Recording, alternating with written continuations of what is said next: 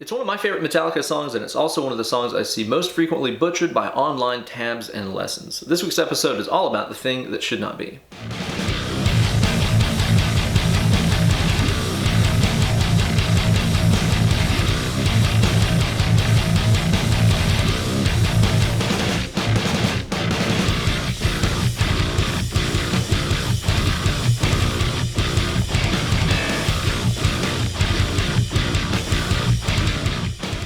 Hey kids, and welcome to another brand new installment of Weekend Wankshop. Here with your good buddy, Uncle Ben. In my opinion, the thing that should not be off of Metallica's Master of Puppets album is about the heaviest damn thing Metallica has ever done. So we should do it honor and play all those awesome riffs correctly. On today's lesson, we're going to be exploring 5 particular areas of this tune that I see most people overlook or just slightly misinterpret. And as always, you guys can find full tabs for all of these riffs over on my Instagram page at Ben Eller Guitars. Be sure to go over there and give me a follow. Find the tab for this week's lesson, then upload a video of yourself shredding through it, along with the hashtag Weekend Wankshop. Let's dive right in.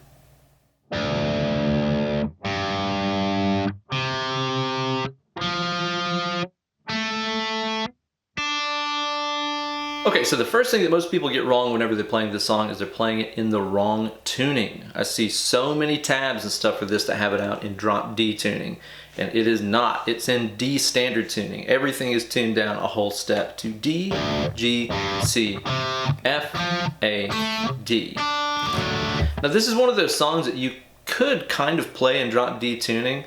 Obviously the positions of some of the riffs and stuff are going to be different, and the solo will be completely different. But if you want to play it exactly like Metallica, be sure to tune that thing down one whole step. On a Strat scale guitar, I like to use 10 through 46 strings for this, but James and Kirk, I think, go heavier than that. Your mileage may vary.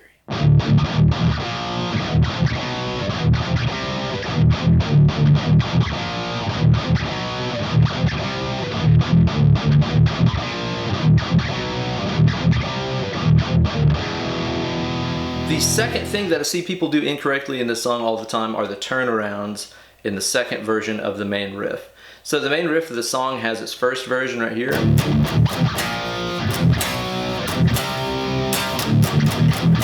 Like that. And after they play that through a few times, they start adding on these extra turnarounds to it like this.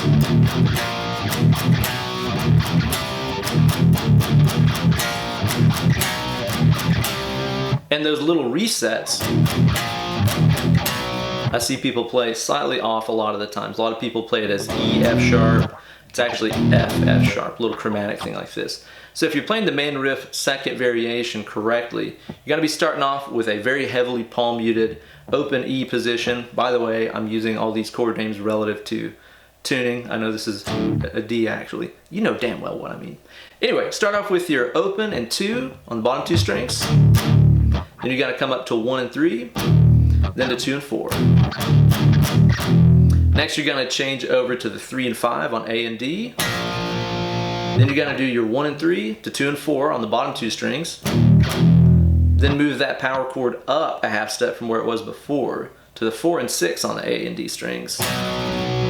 Do your reset again down here at the bottom, 1 and 3 to 2 and 4 on the bottom 2 strings. Then you got to move that high power chord up another fret to 5 and 7. So far you've done this.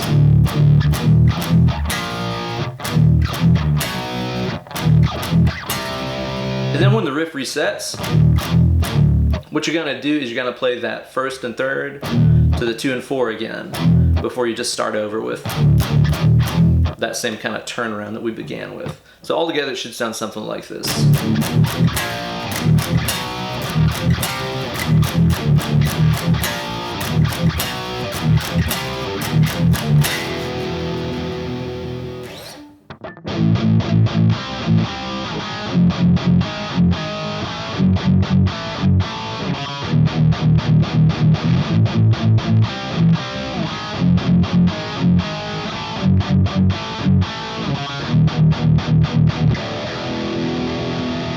The third thing that I see people play incorrectly all the time is the pre-chorus, which is this section right here, which is one of my favorite riffs in the song.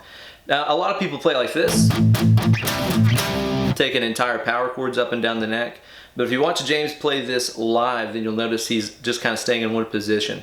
And the way he does this is kind of interesting too. So Essentially what you're doing here is you're going from a power chord, so like the 7 and 9 on your bottom two strings, and then the accents here are going to be the D and G on the same fret that your first finger is on for whatever power chord you're using. So in other words, in this case, it's going to be the 7 on the D and G, back to the power chord, then back to the 7 on D and G. So it's essentially like... But, you know, obviously it's kind of tricky to make that sound really smooth when your first finger's coming on and off of the chords like that. So if you watch James play this live, what he actually does is to fret the power chord with his thumb and ring finger, or little finger, usually ring finger though. So my thumb is grabbing that 7th E, and my ring finger's grabbing that 9th A. That leaves my first finger free to do the double stops like this. So basically what you're doing right here is you're hitting your power chord, in this case 7 and 9, 4 times, palm muted heavily. Your double stop with your first finger on D and G, back to your power chord, then back to your double stop.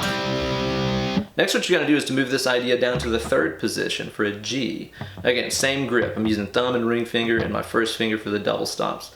This time though, instead of starting with the power chord like you did before, you're going to start with the double stop. So I'm playing 3 on my D and G, power chord, double stop, power chord, double stop.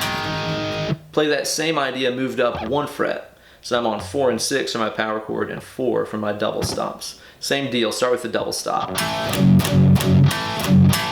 And then this very last one is different. So what I'm doing right here, you can see I'm still using my thumb for my power chord, but you don't really have to in this particular example. But you're going to play the 1st fret D string 2 times, and then play your 1 and 3 on the bottom 2 strings, your F power chord.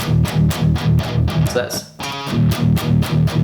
it's kind of a random one in there. It doesn't really match the others. It doesn't have the double stop in it, but that's what's up. So the whole thing will sound like this.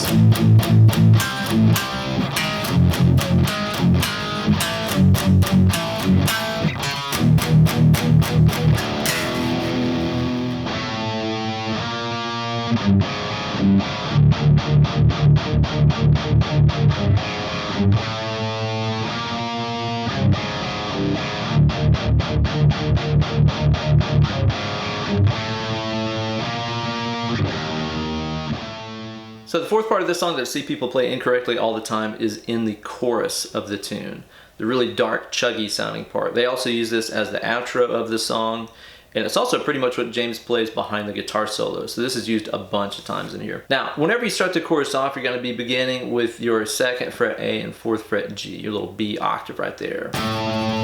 Move up a half step to your C octave, 3rd A, 5th G. Then here's the part I'm talking about.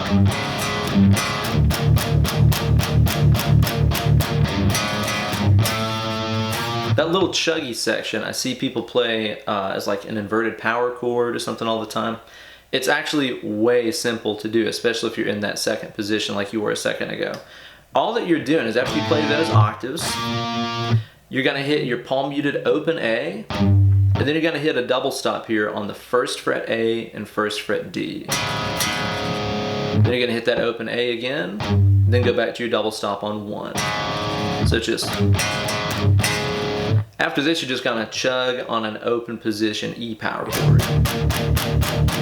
So it's like your octaves and your chug. Now they use that little transition again before they go back to the octaves. Be sure to kind of count those beats in your head as you're going by. You're going to be chugging on that E power chord for 6 beats, going back to that little transition on beat number 7, if I'm not mistaken. Let's think about that. 2, 3, 4, 5, 6. Yeah, so beat number 7 is where you're going to put that little transition part in again.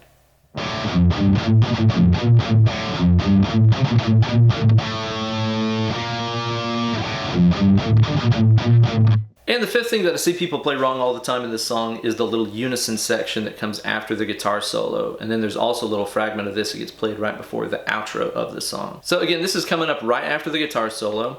And it's going to start off here by using another double stop. Again, you could call it an inverted E power chord in this case. I'm fretting the A and D strings on fret number 2. And then there's all this palm muted stuff. I'm going to play the 3rd low E, open A, second A, and then this move right here goes. That's the third A, second A, and third E. So now you got this. And then come back here and play the 3 and 2 on the A string. The next one is a little different. Start off with the same fret 2 double stop on A and B. You're gonna play the third low E, open A, second A, and then this. So this is all on the A string here. I'm playing 5, 3, 2, 3, 2. After that, play the first 2 octaves of the chorus, the 2 on the A and 4 on the G. Move up a half step to 3 and 5. And then there's one more that they play. You're gonna play the double stop on 2 on your A and D, third low E, open A, second A, and then this move. It's probably the most challenging one to play from a picking perspective.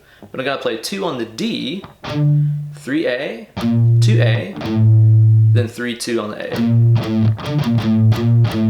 So you have the first one, the second one, and the third one.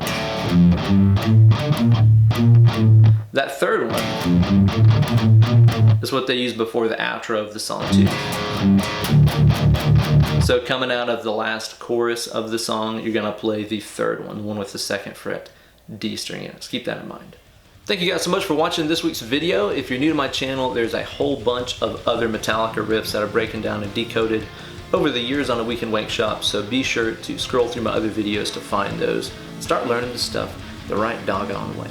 You guys be sure to like this video and subscribe to my channel. Y'all can follow me on Instagram at Ben Eller Guitars or over on Facebook at facebook.com/Uncle Ben Eller.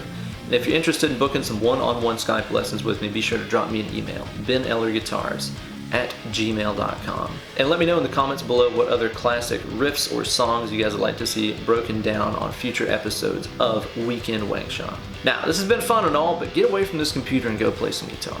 Less clicking, more picking.